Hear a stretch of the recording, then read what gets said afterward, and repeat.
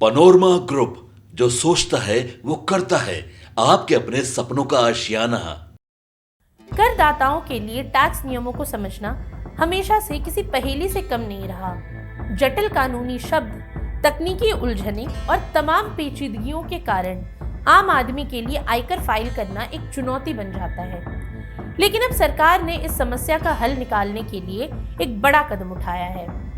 वित्त मंत्री निर्मला सीतारमण ने लोकसभा में इनकम टैक्स बिल 2025 पेश किया है, जिसका उद्देश्य टैक्स सिस्टम को सरल बनाना और विवादों को कम करना है।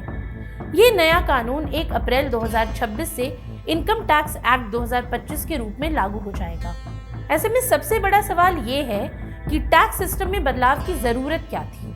दरअसल सरकार चाहती है कि टैक्स नियम इतने आसान हो कि करदाता बिना किसी उलझन के अपने कर दायित्व को पूरा कर सके। इसीलिए इस बिल को SIMPLE यानी सिंपल सिद्धांत पर तैयार किया गया है। यहाँ S का मतलब सुव्यवस्थित संरचना और भाषा, I का मतलब एकीकृत और संक्षिप्त, M का मतलब न्यूनतम मुकदमेबाजी, P का मतलब व्यावहारिक और पारदर्शी, L का मतलब सीखें और अनुकूल करें और E का मतलब है कुशल कर सुधार।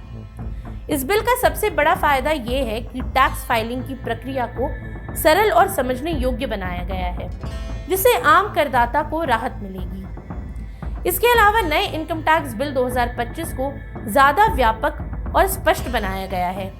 इसमें कुल 622 पन्ने हैं, 536 धाराएं, 23 अध्याय और 16 अनुसूचियां हैं, जबकि 1961 के अधिनियम में 298 धाराएं, 23 अध्याय और 14 अनुसूचियां थी। यानी कि ये नया बिल पुराने कानून की तुलना में अधिक विस्तृत और आसान बनाया गया है। साथ ही अब जटिल शब्दों की जगह साधारण भाषा का इस्तेमाल किया गया है। उदाहरण के तौर पर पिछला वर्ष और मूल्यांकन वर्ष जैसे कठिन शब्दों को हटाकर टैक्स ईयर का इस्तेमाल किया गया है। इसी तरह बावजूद की जगह निर्भर और स्पष्टीकरण या शर्तों की जगह तालिकाओं और सूत्रों का उपयोग किया गया है, ताकि करदाताओं को कम से कम कानूनी उलझनों का सामना करना पड़े। हालांकि इस नए बिल में कुछ चीजों को जस के तस रखा गया है। सबसे महत्वपूर्ण बात यह है कि टैक्स स्लैब में कोई बदलाव नहीं किया गया, यानी कि मौजूदा टैक्स दरें पहले की तरह ही लागू रहेंगी। इसके अलावा इनकम टैक्स रिटर्न फाइल करने की तारीखों में भी कोई बदलाव नहीं किया गया। इससे करदाता अपनी पुरानी प्रक्रिया के अनुसार ही रिटर्न दाखिल कर सकेंगे। साथ ही कोर्ट के फैसलों में परिभाषित मुख्य शब्दों और वाक्यांशों को भी नहीं बदला गया, जिससे कानूनी स्पष्टता बनी रहेगी। अब गौरतलब है कि इस बिल का मकसद करदाताओं की जिंदगी आसान बनाना है, लेकिन इसका असली असर 2026 के बाद ही दिखेगा। क्या ये सच में टैक्स फाइलिंग की प्रक्रिया को सरल बनाएगा या फिर नए नियम नए सिरदर्द पैदा करेंगे? ये सवाल फिलहाल अनुत्तरित है। हालांकि ये कहना गलत नहीं होगा कि भारत का टैक्स सिस्टम अब और ज्यादा संगठित और सरल होने की दिशा में आगे बढ़ रहा है, लेकिन करदाताओं को इस बदलाव से कितनी राहत मिलेगी, ये तो आने वाला वक्त ही बताएगा। आज के लिए इतना ही।